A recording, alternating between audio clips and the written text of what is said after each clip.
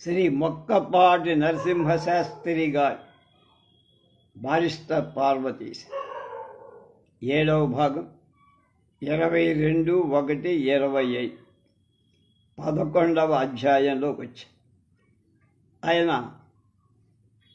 కొలంబో వెళ్ళటానికి తూత్తుకుడి దగ్గర దిగుతున్నాడు. ప్లాట్ఫారం మీద పోర్టర్లు తూత్తుకుడాయ్ అని కేకలేస్తుంది. కొలంబో పోయే వాళ్ళంతా ఇక్కడ దిగండి అని కొందరు కేకలు. సెకండ్ క్లాసులో నుంచి దిగేసరికి దర్జాగా ఉండాలి.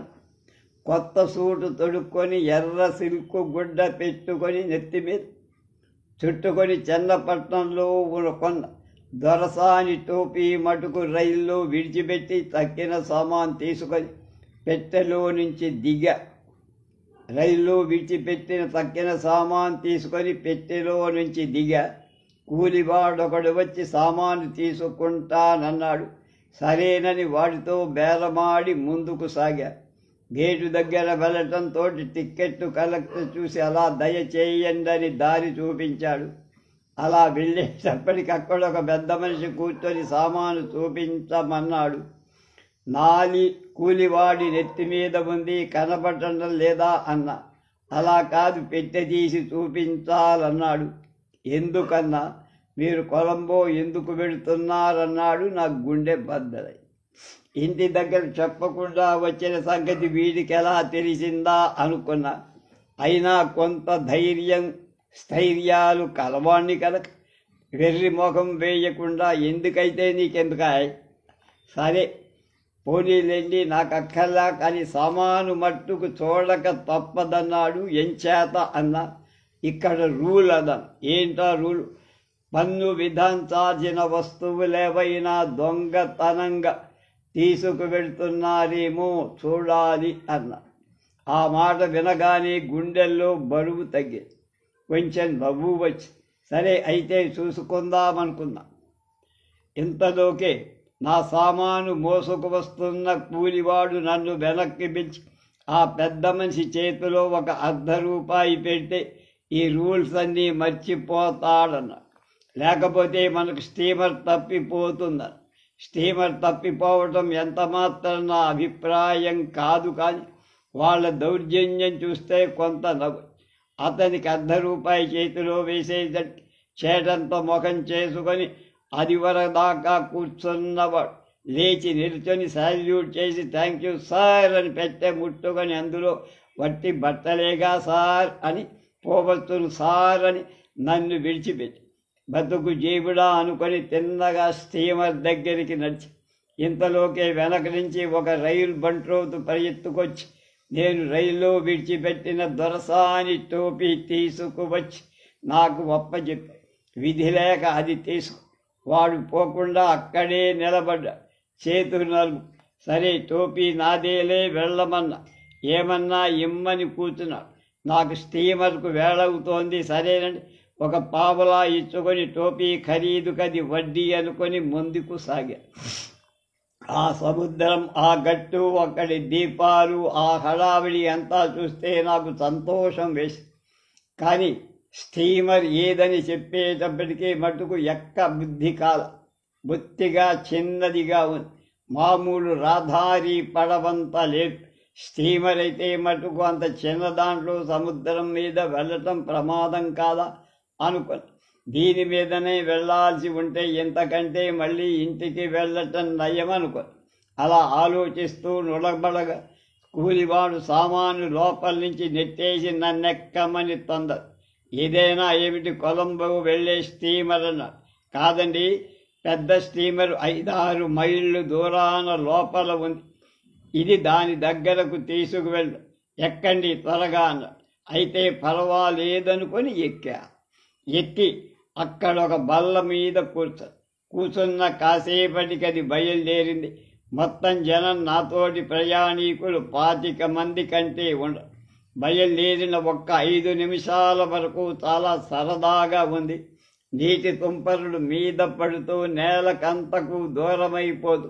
ఒడ్డునున్న దీపాలు దూరమైన కొద్దీ మినుకుమంటూ అన్ని వైపులా చీకట్లు కమ్ముకు వస్తూ పైన నీలాకాశం దానికి వేలాడగట్టిన పాదరపు బుడ్లల అనేక చోట్ల నక్షత్రాలు, కింద ఎటు చూసిన అగాధ సముద్రం, ఆ కెరటాల మీద లేస్తూ దిగుతూ ఉయ్యాలూగుతూ అంతా మహాబాగా ఉంది.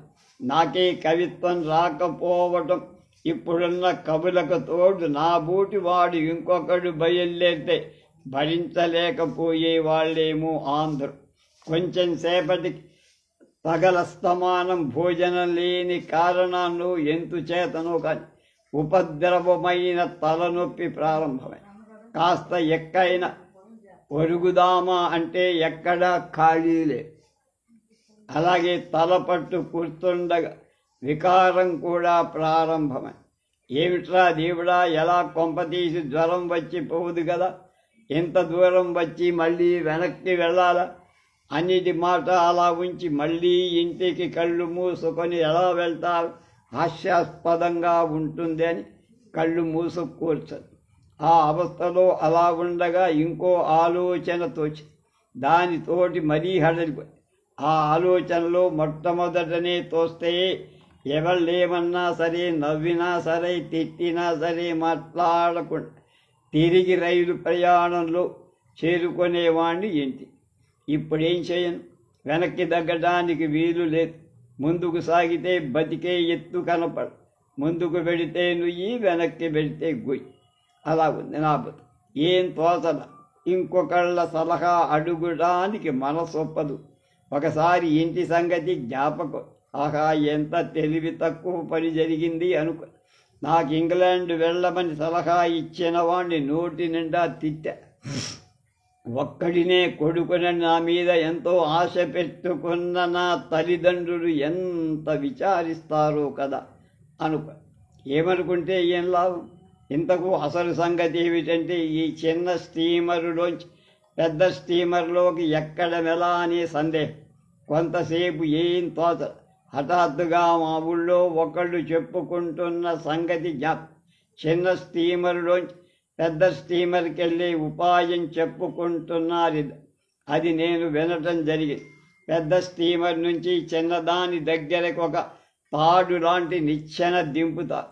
చిన్న స్టీమర్ ఎప్పుడూ కెరటాల వల్ల పైకి ఒక పాటు లేవడం, ఒకసారి కిందకి దిగటం ఉంటుంది. కనుక ఆ నిచ్చెన ఎప్పుడూ అందుబాటులో ఉండదు. అందుకని ప్రయాణికుడు సమయం కనిపెట్టి కెరటం వల్ల పైకి లేచినప్పుడు ఎగిరి ఆ నిచ్చెన అందుకొని ఎక్కి పైకి వెళ్ళాలి. అట్లా చేతకాని వాళ్ళ నడుమన ఒక తాడు కట్టి పెద్ద స్టీమరు నుంచి కుక్కెమున్న గొలుసొకటి దింపి ఆ కుక్కానికి తాడు తగిలించి పైకి లగు. మనిషి కిందనున్న స్టీమర్లోనే బహుశా పడవచ్చని, తప్పితే సముద్రంలో తప్ప మరెక్కడా పడడని. ఒకవేళ సముద్రంలో పడ్డా కానీ ప్రాణ భయం లేమీ లేదని, వలేసి మనిషిని మళ్ళీ త్వరలోనే పట్టుకుంటారని చెప్పుకోగా ఆఖరు మాటల వల్ల విన్నప్పుడు కొంచెం ధైర్యం కలిగినా, తీరా తరుణం వచ్చినప్పుడు ఆలోచిస్తే అంత ధైర్యంగా లేదు. ఎందుకంటే ఒకవేళ స్టీమర్లో పడితే తలకాయ బద్దలు కావచ్చు, లేదంటే ఏదో విధమైన దెబ్బలు తగలదు. అలా కాక సముద్రంలో పడితే పైవాళ్ళు వల వేసి తీసుకువెళ్లే లోపల కెరటాలు మనల్ని అవతలకి కొట్టి రోజులు పారేయచ్చు. పడిన చోటనే ఉంటామని గ్యారంటీ లేదు. ఉంటే మటుకు అంతదాకా ప్రాణం ఉంటుందో పోతుందో. కనుక ఒకవేళ నిలిస్తే ఈ లోపల ఏ పెద్ద చేపైనా వచ్చి మనల్ని ఆహారంగా పలహారం చేస్తే గతేమి. ఈ మోస్తరిగా అనేక రకాల ఆలోచన పోయింది. చిన్నప్పుడు ఈత నేర్చుకుపోకపోవటం వల్ల ఇప్పుడు విచారం. పోనీ మాట్లాడకుండా మీదనే తిరిగి వెనక్కి వెళ్ళిపోదామా అనుకున్నా కానీ, సరే ఎంత తొందర ఎందుకు, ఒక్క క్షణం ఓపిక పడితే అంతా తెలుస్తుంది కదా అని అప్పుడే తొందర ఎందుకు అనుకున్నా.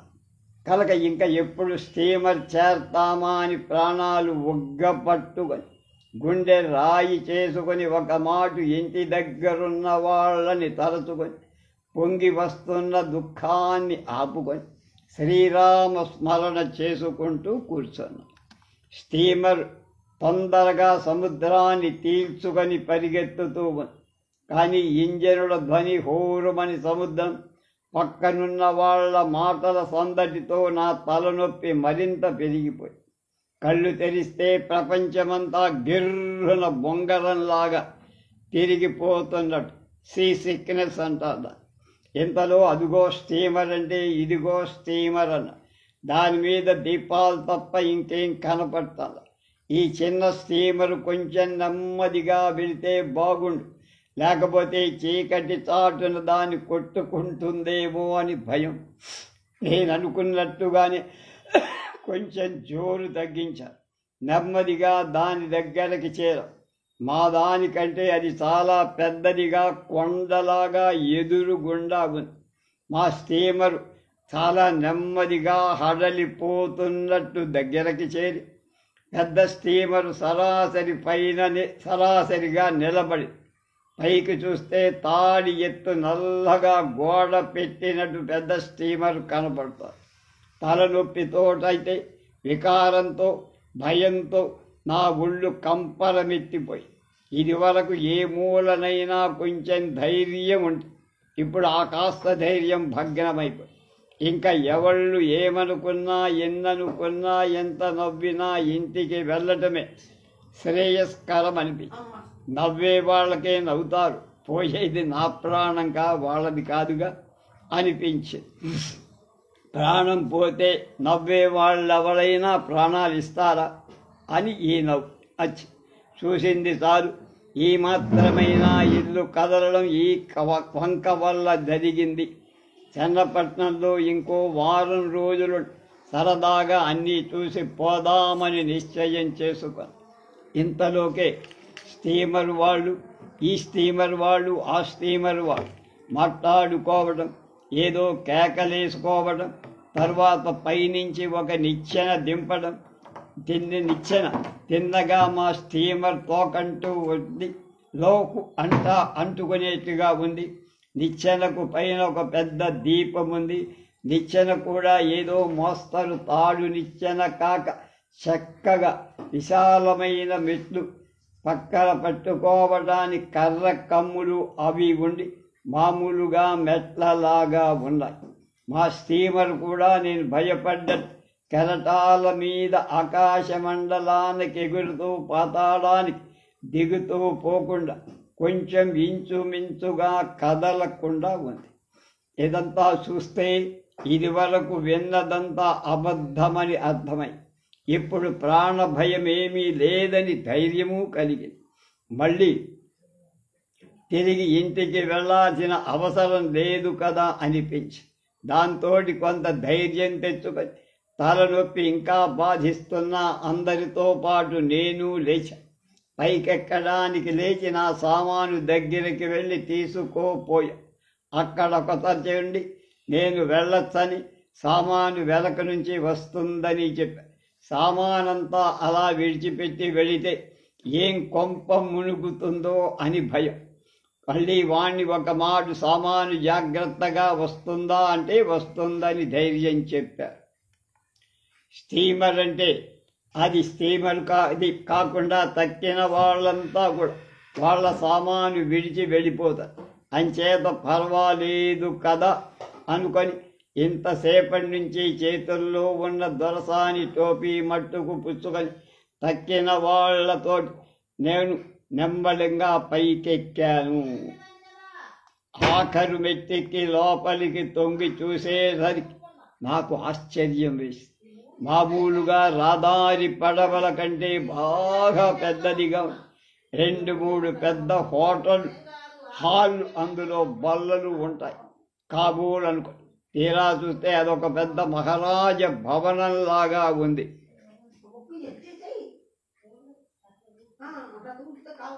లోపలంతా చక్కని దీప, నేల మీద తివాసి, గొప్ప గొప్ప సోఫాలు, కుర్చీలు, బల్లలు అన్నీ ఉన్నాయి. ఇంకా మంచాలు, పరుపులు వేసి పడుకోవటానికి వేరే గది, స్నానాల గది, పాయిఖానాలు, వంటిళ్ళు, భోజనాల సాయిల్ అన్నీ వేరువేరుగా ఉండేటట్లు ఉన్నాయి అనుకున్నా. అయినా మళ్ళీ ఎంత పెద్ద స్టీమర్ అయితే మటుకు ఇవన్నీ ఎలా ఉంటాయి? ఈ ఒక్క గది మట్టుకు పైకి రాగానే దర్జాగా కనపడతాను. అలా కుర్చీలు బల్లలు వేసి ఉంటారనిపించి నేనిక్కడ నిల్చొని ఊరికే అలా ఆశ్చర్యపోతూ ఉంటే ఒక పెద్ద మనిషి వచ్చి నన్ను పలకరించి నేనెక్కడికి వెళ్తున్నానో అడిగి తెలుసుకొని తను నటాలు వెళుతున్నారని, చాలాసారి ఇదివరకు వెళ్ళొచ్చని,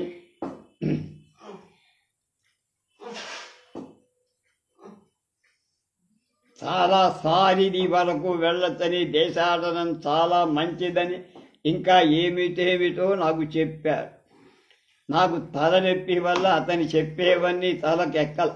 ఆ పైన రోజస్తమానం తిండి లేకపోవటం కడుపులో దహించుకుపోతోంది.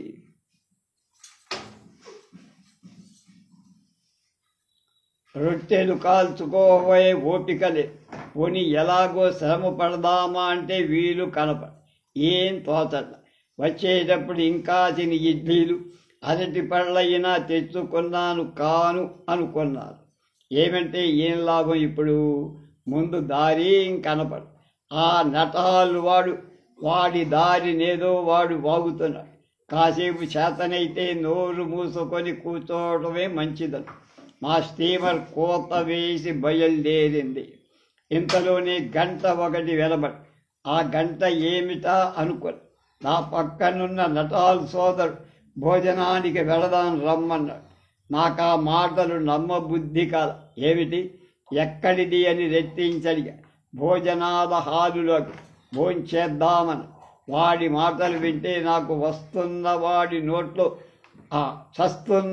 నోట్లో అమృతం పోసినట్టు పోతున్న ప్రాణం వెనక్కు వచ్చి దేవుడు ఇంకా మన పక్షాన ఉన్నాడనే అనుకో.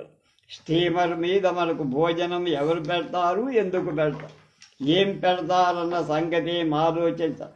ఏమిటో ఆహారం అంటూ కొంత లోపల పడి ప్రాణమంటూ కొంత నిలిస్తే తక్కిన సంగతులు తర్వాత చూసుకుందాం.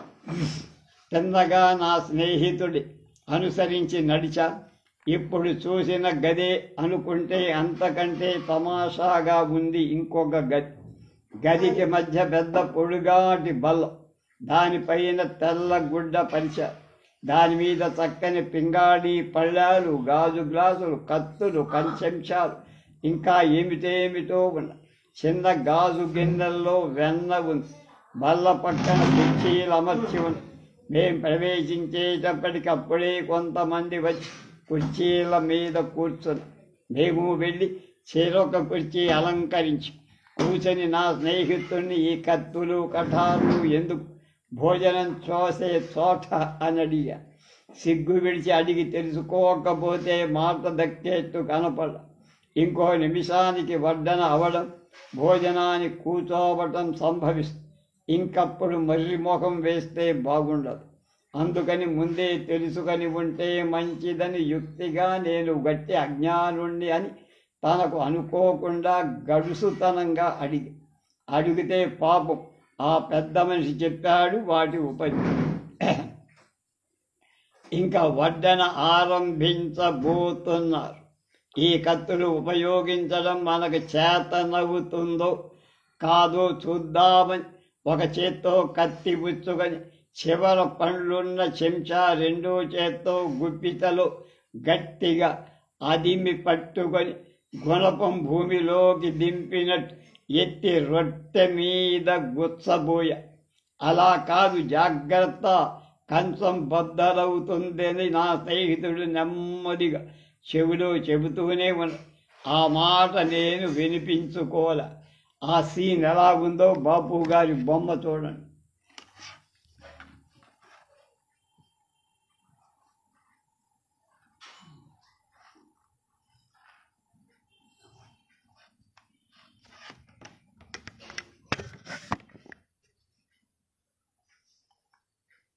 ఇంతలోకే వచ్చే ప్రమాదమేమిటి? ఈ మాత్రం చేత కాకుండా ఉంటుంది కనుక ఇదొక బ్రహ్మ విద్య ఏమిటి అనుకొని రొట్టె మీదకి నా శక్తి కొద్దీ గభీమని దిప్పి కూర్చున్న వాళ్ళంతా ఊపిరి బిగబట్టి ఏం జరుగుతుందా అని చూస్తున్నారు. ఎగాది దింపేసరికి తలనొప్పిగా ఉండటం చేతనో ఏమో కాదు గురి తప్పి రొట్టె చివర తగిలి దాని మీద నుంచి జారిపోయి కంచం మంచుకు తగిలి దాని మీద నుంచి కూడా జారిపోయి బల్లకు గుచ్చుకుంది చాకు. ఆ అదునికి రొట్టె ముక్క జానెడెత్తున ఎగిరి బరికి తీసుకు వెళ్ళిన మేక పిల్ల వీలైతే తప్పించుకు పారిపోయినట్టు నా పక్కనున్న 4 కంచాల నుంచి దూకి దాటిలో 5వ కంచం పక్కన దక్కు. నా కంచం కూడా నా బూటి వాళ్ళు అనేక మందిని చూసి ఉండాలి. అయినా కంగారు పడి వచ్చి నా ఊళ్ళోనే పడి ఇంతవరకు ప్రమాదమేమీ కలగలేదని సంతోషం. కంచం కింద పడితే 2 చెక్కలయ్యే. దాని ఖరీదు ఏ అణో బేడో అయినా వాళ్ళు వచ్చి 2 రూపాయలు 3 రూపాయలు తెమ్మంటే చచ్చినట్లు ఇచ్చుకోవాల్సిందే కదా. అలాంటప్పుడు ఏదీ లేకుండా తప్పిపోయింది. వాళ్ళ లేచిన వేళ మంచిదే అనుకో. నా పక్క వాళ్ళంతా నవ్వటం మొదలెట్టారు. ఎందుకు వస్తుంది నవ్వు అలా అస్తమానం అయిందానికి అందానికి? ప్రమాదో ధీమధీమతామపి అన్నారు.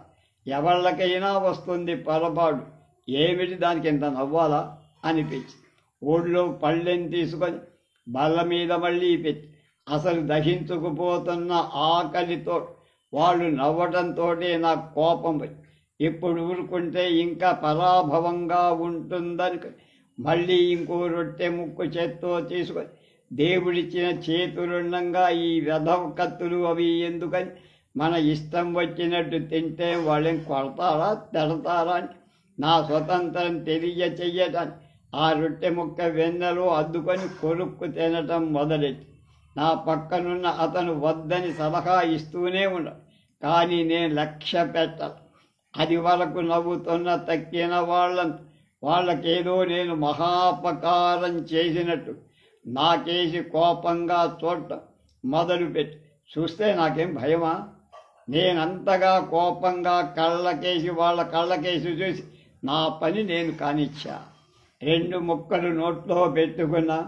అవి ఇంకా పూర్తిగా గొంతుకు దిగాయూ లేదు.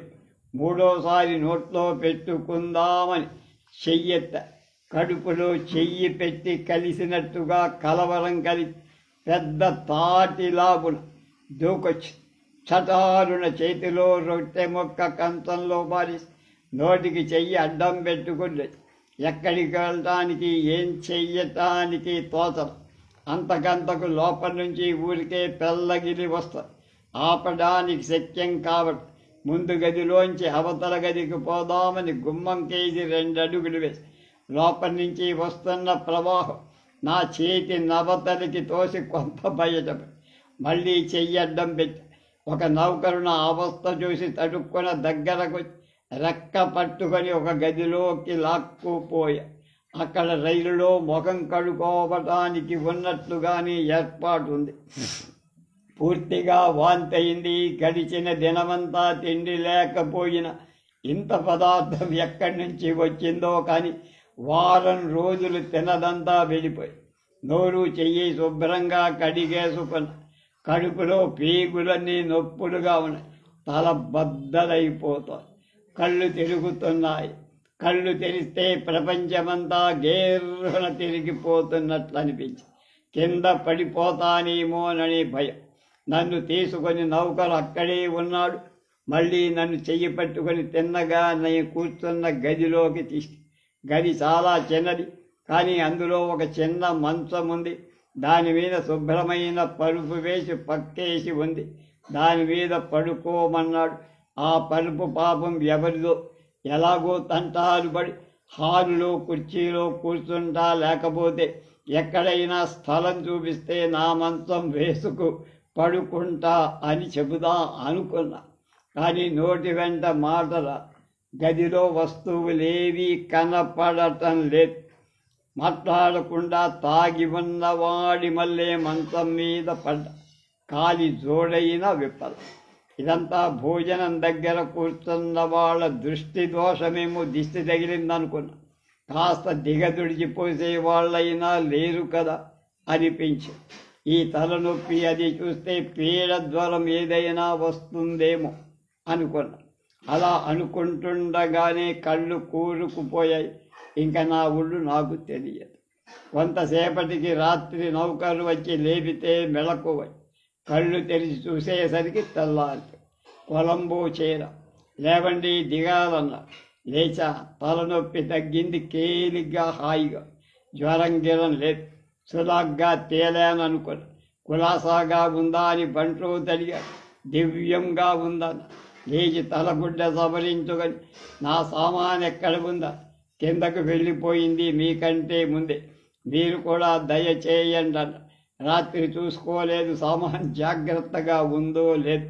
పైనుండగా చూస్తే ఏమన్నా లోటు వస్తే అడిగిపోతానని కాపోలు అప్పుడే దింపేశాడని భయం వేసి లేచి నుంచొని చూసేటప్పటికి నేను చన్నపట్నంలో కొన్న దొరసాని టోపీ ఒక బల్ల మీద పెట్టి రాత్రి బంట్రోతి తీసుకువచ్చి పెట్టి ఉంటాడు.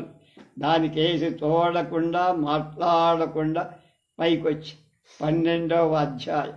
సుమారు 7 గంటలై అప్పుడే దిగాల్సిన వాళ్ళంతా దిగారు. నేనే ఆఖరు.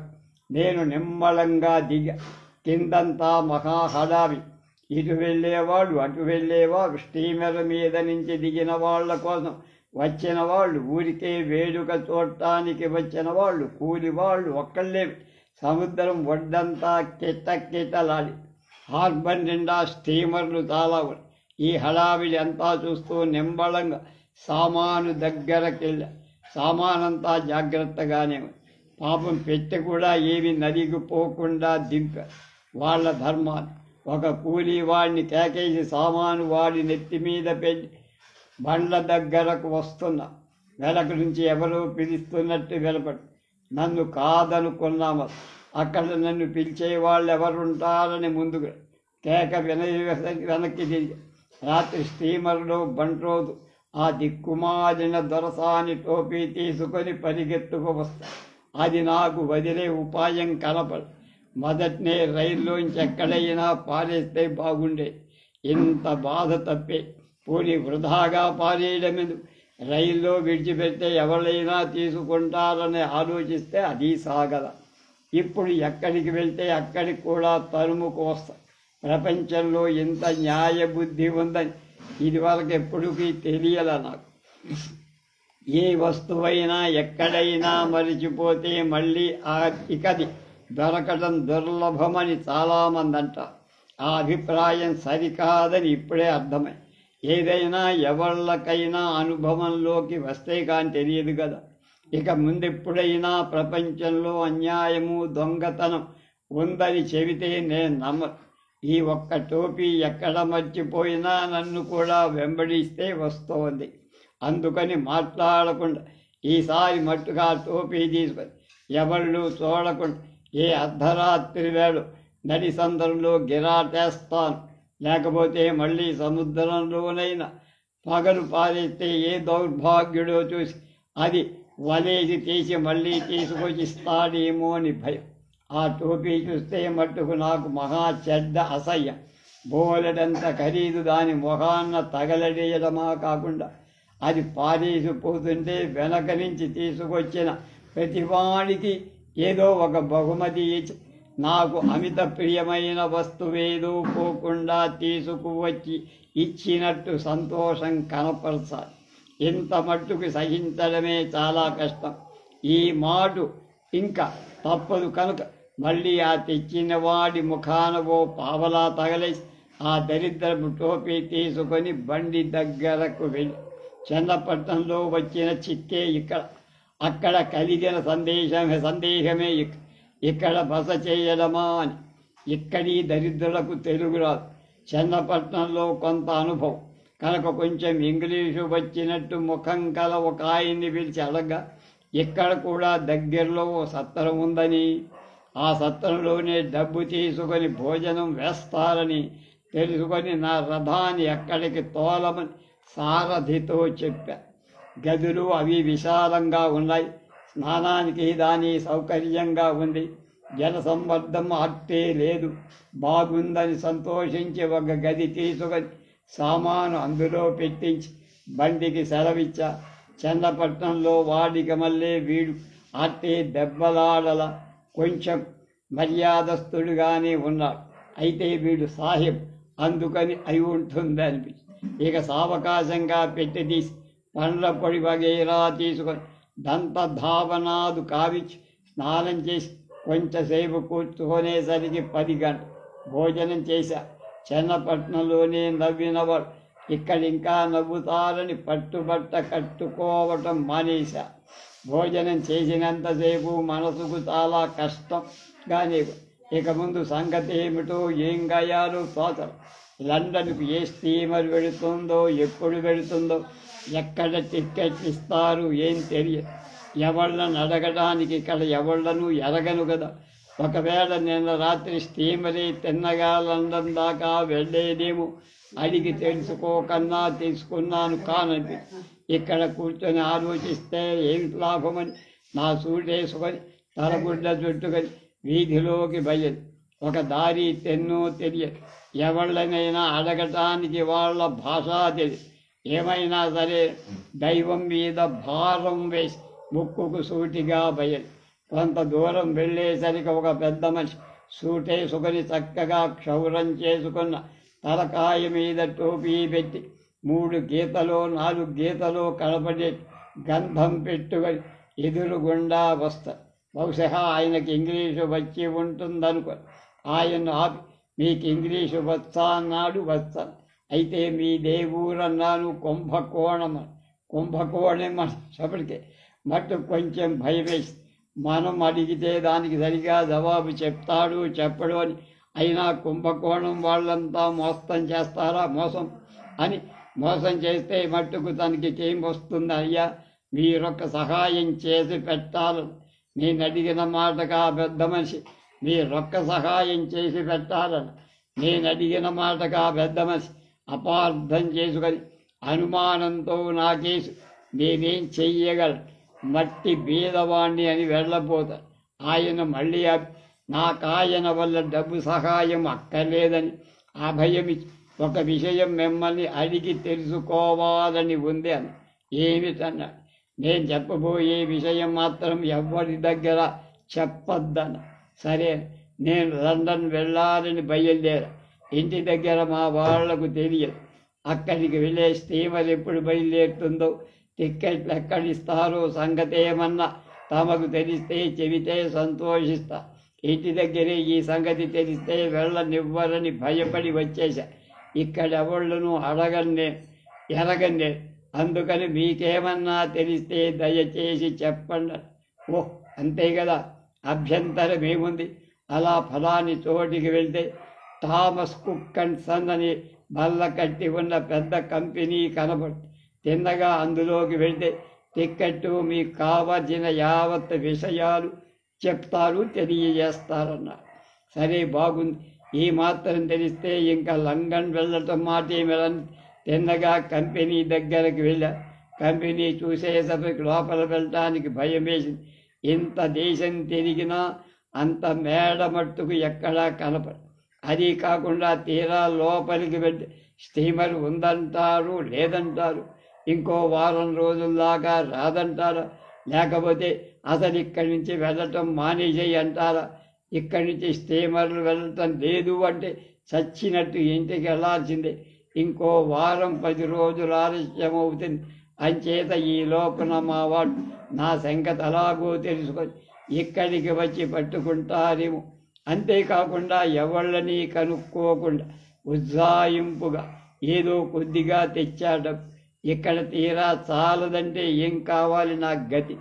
ఇక్కడ మనకప్పుడు ఇచ్చేవాళ్ళు ఎవరుంటారు అని ఎన్ని విధాలుగా మనసు పోయి లోపలికి వెళ్ళటానికి కొంచెం సందేహం. ఏవైనా మట్టుకు ఇంత దూరం వచ్చాక తర్వాత ఇక్కడ సంకోచిస్తూ నిలబడితే లాభమైతే అవుతుందని లోపల దండం పెట్టుకొని కంపెనీలోకి వెళ్ళి అక్కడ ఒక బంట్రోజు కనబడి ఎక్కడికని లోపల ఎందుకు ఊరికే అయితే వెనక్కి ఎందుకని ముందుకు పని లేనప్పుడు వెనక్కి నాకు ముందు పని ఉంది. ఏమైతే మటుకు నీతో చెప్పాలా? చెప్పాలి. అందుకైతే ఎందుకన్నా అనేటప్పటికి వాడి కోపం వచ్చి ఒక మాట కళ్ళు ఎర్ర చేసి నిన్ను లోపలికి వెళ్ళనివ్వడానికి ఇవ్వనన్నా. నువ్వు వెళ్ళనిచ్చేదేమిటన్నా. నేను వెళ్ళనివ్వకపోతే వెళ్ళలేదా అన్న. వెళ్తానన్న. వెళ్ళి చూద్దామని. నాకు ఇష్టమైనప్పుడు వెళ్తా. నీ ఆజ్ఞ ఏమిటయ్యా? బూడాజ్ఞ అన్నాను. ఒక నిమిషం వాడు మాట్లాడక ఊరు. నేను ఏదో ఆలోచిస్తున్నట్లు గోడలకేసి మేడల మెట్లకేసి జేబుల్లో చేతులు పెట్టుకొని చూస్తాను. కానీ లోపల భయం. తీరా సాహసించి ముందుకు అడుగు వేస్తే వాడు రెక్కొట్టుకొని వెనక్కు లాక్కు వెళతాడు. ఇంగ్లండ్ వెళుతున్నప్పుడల్లా పరాభవం జరగటం బాబు. సరి అయినా ఏం చేస్తాడు చూద్దామని ఒక అడుగు ముందుకు వేసి వెనక నుంచి తుపాకీ పేల్చినట్లుగా ఆగన్న. వెనక్కి తిరిగి ఏం అలా అని ఉలిక్కిపడి ఇంకా వాడు కోపం పట్టలేకపోయి తిన్నగా నా దగ్గరికి వచ్చి నా భుజం మీద చెయ్యేసి ఇంక నీ పెంకె వేషాలు కట్టిపెట్టి మర్యాదగా బయటకు నడను. వాడు భుజం మీద చెయ్యి వేసేసరికి నాకు కూడా కోపం. భుజం మీద చెయ్యేసి తీసి నువ్వు బంట్రోతు అన్న సంగతి మర్చిపోయినట్టున్నావని బెదిరించి ఇందాక నుంచి పోనీయని మర్యాదగా ఊరుకున్నా. నీ పోటీ వాళ్లను 1,00,000 మంది చూశా.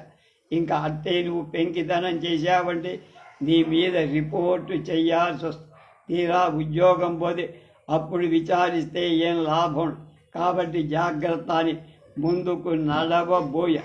వాడింక ఏమీ సమాధానం చెప్పకుండా నా చెయ్యి పట్టుకొని తిన్నగా వీధిలోకి తీసుకువెళ్ళి దిగబెట్టి దిక్కున్న చోటు చెప్పుకోను. ఆలోచిస్తే దిక్కేం కనపడలా. అలా బంట్రోతు ముండా వాడితో దెబ్బలాట పెట్టుకుంటే అసలు వ్యవహారం చెడుతుందేమోనని భయం. అక్కడి వీడి స్నేహం చేసుకుంటే కానీ లాభం లేదని మళ్ళీ వాడి దగ్గరికి నెమ్మదిగా ₹1 చేతిలో పెట్టి నేను లండన్ వెళ్ళాల్సిన మాట నిజమే. టిక్కెట్ కోసం వచ్చా. లేకపోతే ఇక్కడ నాకేం పని కనుక కావలిస్తే చూడు ఇదిగో సొమ్మని జేబులో ఉన్న డబ్బు తీసి వాడికి చూడు. వాడు అప్పుడు నా మాట నప్పి జరిగిన పొరపాటుకి క్షమించమని లోపలికి దారి చూపించి చిన్నగా లోపలికి వెళ్ళా. ఆ గదిలో గోడల నిండా పెద్ద పెద్ద స్టీమర్ల ఫోటోగ్రాఫులు మ్యాపులు ఉన్నాయి. అక్కడ ఒక దొరగారు కూర్చున్నారు. ఆయన దగ్గరికి వెళ్ళయ్యా నేను లండన్ వెళ్ళాలండి. స్టీమర్ ఎప్పుడు బయలుదేరుతుంది? ఎన్నాడు పడుతుంది? టిక్కెట్ ఎంత అవుతుంది? నిజంగా లండన్ వెళ్తావా అన్న. అవునా? ఎందుకన్నా? చదువుకోవడం. ఏం చదువుతా అన్న. ఈ పరీక్ష వీడికి ఎందుకు అనిపించింది? అయినా దొర ఆ పైన టికెట్ కూడా ఇచ్చేవాడు కనుక వీడితో దెబ్బటాలు ఎందుకు బారిస్తారన్న. మీ వాళ్ళు వెళ్ళటానికి ఒప్పుకున్నారా అంటే అన్నారు. లేకపోతే అసలు మీ వాళ్ళతో చెప్పలేదా ఏమిట? కొంచెం భయపడుతూ వీడికి ఏమన్నా తెలిసిందా ఏమిటని మన సంగతి అనుకుంటూ వాడికి చెప్పడానికి తోచగాలు. కొంపతీసి నిజంగానే చెప్పకుండా వచ్చావా? నీతోటి చెప్పవచ్చు, నీకేం భయం లేదు. నాతో చెప్పచ్చు, నీకేం భయం లేదు. ఇంకా చెప్పకుండా వెళ్ళేవాడు చాలామంది ఉంటారు. ఆ మాట అనేప్పటికీ కొంత ధైర్యం చేసి అవును చెబితే మా వాళ్ళు వెళ్ళనివ్వని అని చెప్పకుండా వచ్చారు. అయితే కోపం వచ్చి మీ వాళ్ళు డబ్బు పంపించలేము. ఆ సంగతి ఆలోచించావా? పర్వాలేదు పంపిస్తారు. పంపించకపోతే చాలా చిక్కుపడాలి. అందే ఆలోచించుకో. అంతా ఆలోచించుకున్నానండి. తప్పకుండా పంపిస్తారని ధైర్యం ఉంది కనుకనే బయలుదేరి వచ్చా. ఇవాళ బయలుదేరే స్టీమర్ ఉందా? వారం రోజుల వరకు లండన్కి వెళ్ళు స్టీమర్లు లేవు. కానీ రేపు ఒక ఫ్రెంచ్ స్టీమర్ మార్సెల్స్ వరకు వెళ్ళు. అక్కడి నుంచి రైలు మీద వెళ్ళచ్చు. అలా అయితే మీకు చౌకగాను ఉంటుంది, త్వరగా వెళ్ళచ్చు. అలా వెళ్ళటం మీకేమైనా అభ్యంతరం? నాకెంత మాత్రం అభ్యంతరం లేదు. ఫ్రెంచ్ స్టీమర్కి టిక్కెట్ ఇవ్వండి. ఏ క్లాసులో వెళ్తాం? 3rd class. ఒక మాస్తరుగా ఉంటుంది, పర్వాలేదు వెళ్ళొచ్చాను. అయితే 3rd క్లాస్ టిక్కెట్ ఇవ్వండి. సరేనండి టిక్కెట్. మార్సెల్స్లో కూడా మా కంపెనీ ఉంది. అక్కడే కాకుండా ప్రతి పట్టణంలో ఉంటుంది. ఎక్కడ ఏ విధమైన సహాయం కావాల్సి వచ్చినా మా కంపెనీకి వెళితే వాడు చేతనైన సహాయం చేస్తారు, నువ్వేం భయపడక్కర్లేదని అభయమిచ్చా. సరే అని మనకేం పర్వాలేదు కదా అనుకున్నా. నీ దగ్గర డబ్బు చాలా ఉన్నట్లయితే మా చేతికి ఇవ్వాల్సి వస్తుంది. నీ దగ్గర ఉంటే పోవచ్చు. నువ్వు దిగగానే మార్సెల్స్లో మా కంపెనీ వాడు నీ డబ్బు నీకు ఇచ్చేస్తా. నువ్వు ఇంకా ఇంటికి సొమ్ము అది పంపమని మీ వాళ్లకు రాసేటట్లయితే మా కంపెనీ అడ్రస్ మీ వాళ్లకు తెలియపరచాల్సి వస్తుంది. నీకు సొమ్ము వచ్చినా ఉత్తరాలు వచ్చినా మేము జాగ్రత్తగా అప్పచెబుతామని. సరే సరే, ఈ ఏర్పాటు బాగుందని నా దగ్గరున్న సొమ్మంతా ఆయనకి ఒక 50 రూపాయలు మటుకు నా దగ్గర అట్టే పెట్టుకోమని, మిగతా సొమ్ము ఒక చెక్కు ఒక 50 రూపాయలు నా చేతికి మార్సెల్స్ వాళ్ళ కంపెనీ విలాసం ఉన్న అచ్యుత చీటీ కూడా ఇచ్చారు. రేపు మధ్యాహ్నం 3 గంటలకి ఇక్కడికి వస్తే స్టీమర్ దగ్గరికి పంపిస్తారు. ఆయన దగ్గర సెలవు తీసుకుని, ఆహా ఎంత గొప్ప కంపెనీ ప్రతి పట్టణంలో ఉంటుందన్నాడు. నా బోటి గాండ్లకి ఇలా బోలెడంత సహాయం చేస్తున్నాడు. వీళ్ళకి దీనివల్ల ఏమైనా లాభం ఉంటుందా, లేకపోతే ఊరికేనే చేస్తారా అని ఆలోచిస్తూ వీధి గుమ్మం దగ్గరకు వచ్చి, ఇందాకటి బంటూ తెలియజనుడు టికెట్ తీసుకున్నారా అండి అన్నాడు. తీసుకున్నాను చెప్పగానే సలాం చేసి, వాడి పొగరు బోధతనం కొంత అడిగింది కదా అని సంతోషం. అక్కడి నుంచి బజార్ల వైపు దారి అడుగు తెచ్చుకొని బయలుదేరి, ఆ పట్టణం బజారు కూడా చాలా బాగా ఉంది. చిన్న పట్టణంలో కంపెనీ లాంటి కంపెనీ ఒకటి కనబడి, ఇది వరకు కొన్నది అక్కరలేదు కనుక మళ్ళీ టోపీ ఒకటి కొనుక్కో. తర్వాత సత్రం దగ్గరకు వచ్చేసరికి ఇంకో సంగతి జ్ఞాపకం. దీపం ఒకటి అవసరం కాదా? స్టీమర్లో దీపం లేకపోతే ఒకవేళ ఉన్నప్పటికీ వాళ్ళు తెల్లార్లు ఉంచుతారు లేదు. చీకట్లో పడుకోవటానికి నాకు భయం. నిన్న రాత్రి స్టీమర్లో దీపాలు ఎక్కేటప్పటికీ ఉన్నాయి, కానీ నాకు తలనొప్పి వికారంతో ఒళ్ళు తెలియకుండా పడుకొని తెల్లారిదాకా మెలుకోవకపోవటం రాత్రి తెల్లవారులు ఉన్నాయో లేవో జ్ఞాపకం రా. తీరా స్టీమర్లో లేకపోతే అప్పుడు దొరకదు కదా. ఇంతకు మనకు దీపం ఎప్పటికైనా అడంగుకు వెళ్ళిన తర్వాత అయినా కావాలి కదా. అందుకని ఒక స్టాండు 2 డజన్ కొవ్వొత్తులు కొనుక్కుంటే కాలక్షేపం అవుతుంది కదా అనుకో. తరువాత ఇంకో సందేహం, స్టీమర్లో పాలు మజ్జిగ ఏమైనా దొరుకుతాయా? దొరకవు. ఒకవేళ ఏదీ దొరక్కపోతే ఎలాగని ఒకళ్ళకి షాపు పాల డబ్బాలు కొనుక్కొని రాసి ఉంటే చూసి, ఇది కాస్త దగ్గరుంటే నయం కదా అని 2 డబ్బాలు కొనుక్కొని నిమ్మళంగా సత్రం చేసి రాత్రి భోజనం చేసి సావకాశంగా ఇంటికి ఉత్తరం రాద్దామని పెట్టి తీసేసరికి కాగితం కలం ఏమీ కనపడ. సరే ఇదొకటి బజారుకి వెళ్ళి కొనుక్కోవాలి కదా అనుకొని ఆ రాత్రి సుఖంగా పడి మర్నాడు పొద్దునే బజారు వెళ్ళి ఉత్తరాలు రాసుకోవడానికి కాగితాలు, కవర్లు, ఫౌంటైన్ పెన్, అందులోకి సిరా, ఒక పెన్సిల్, జమా ఖర్చు రాసుకోవడానికి చిన్న ఎక్సర్సైజు బుక్ కొనుక్కొని ఇంటికి వచ్చి ముందు ఉత్తరం రాసి పోస్టులో వేస్తే తీరిపోతుందని. క్షేమం, కొలంబో. శ్రీ వేదమూర్తులైన బ్రహ్మశ్రీ వేమూరి రామచంద్రయ్య నాన్నగారి తమ కుమారుడు పార్వతీశం అనేక నమస్కారాలు చేసి చేయంగల విన్నప ఉభయ కుశలోపరి పై చిరునామా చూసి, ఈ కొలంబో మనిషట ఎక్కడుంది, ఎక్కడున్నా నేనిక్కడ వెళ్ళటానికి కారణమై ఉంటుందని ఆశ్చర్యపడు. ఇది సింహళ ద్వీపానికి ముఖ్య పట్టణం. అంటే పూర్వం మనకు రావణాసురుడి లంక అనుకునే వాళ్ళమే అదే సింహళ ద్వీపం. రాక్షస కులమంతా రావణ యుద్ధంలో చనిపోయి కనుక ప్రస్తుతం ఇక్కడ రాక్షస భయం లేదు. నేనింతకాలం నుండి మన దేశ దుస్థితి చూస్తుంటే నాకు చాలా విచారంగా ఉంది. చూస్తూ సహించి ఊరుకోలేకపోయా. ఈ దేశ దుస్థితి తొలగించడం ఎలా అని చాలా దూరం ఆలోచించి నాకు తోచిందేమిటంటే, ఒకసారి మనం అధికారుల దేశం వెళ్ళి వాళ్ళ గుట్టుమట్టు కొంతవరకు తెలుసుకువస్తే చాలా లాభం ఉంటుంది. అందుకని అక్కడికి ఒకసారి వెళ్ళి రావాలని బయలుదేరి వెళ్ళే వాళ్ళం ఎలాగో వెళుతున్నా ఇదంతా 1-2 పూటల్లో అయ్యే పని కదా అని కొంతకాలం అంటే 1 ఏడాది 2 ఏళ్ళు ఉండక తప్పదు.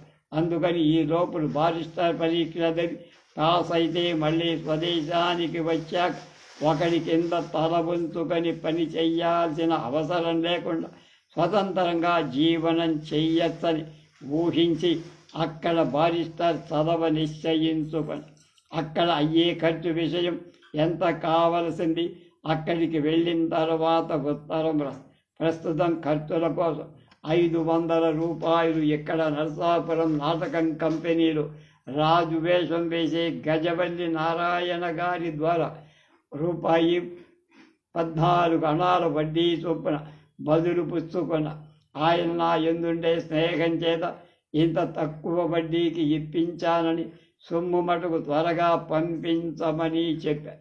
కాబట్టి 500 వారికి వెంటనే ఇచ్చేసి మరో 500 ఫ్రాన్స్ దేశంలో ఉండే మార్సల్స్ అనే గ్రామాన్ని థామస్ కుక్ అండ్ సన్ వాళ్ళ చూసుకొని నాకు ఇచ్చేటట్టుగా టెలిగ్రాఫ్ మనీ ఆర్డర్ ద్వారా తక్షణం పంపించకోరుతాను.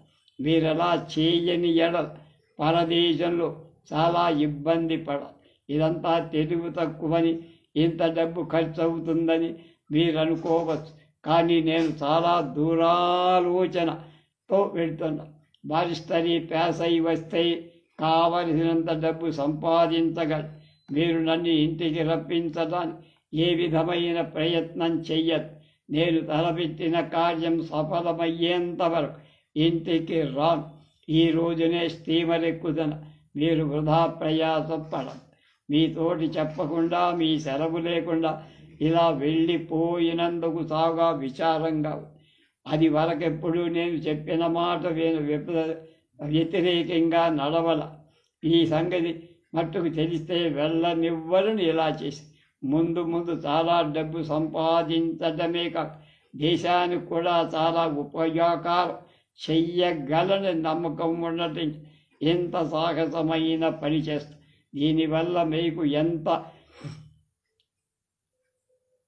కష్టపడి మాకు అయినప్పటికీ ఇలా చేయక తప్పల. పరదేశంలో ఎంతెంత కష్టపడతాను అని సముద్రం మీద ఏమి అపాయం అవుతుందో అని మహాలక్ష్మీ సమానురాలైన మా అమ్మను బెంగ పెట్టుకోవద్దని చెప్పకోరుతున్నా. మీకందరికీ ఇంత కష్టం కలగజేసినందుకు నన్ను క్షమించండి. మార్సెల్స్లో దిగగానే ఉత్తరం రాస్తా. అమ్మకు నమస్కారాలు చెప్పండి.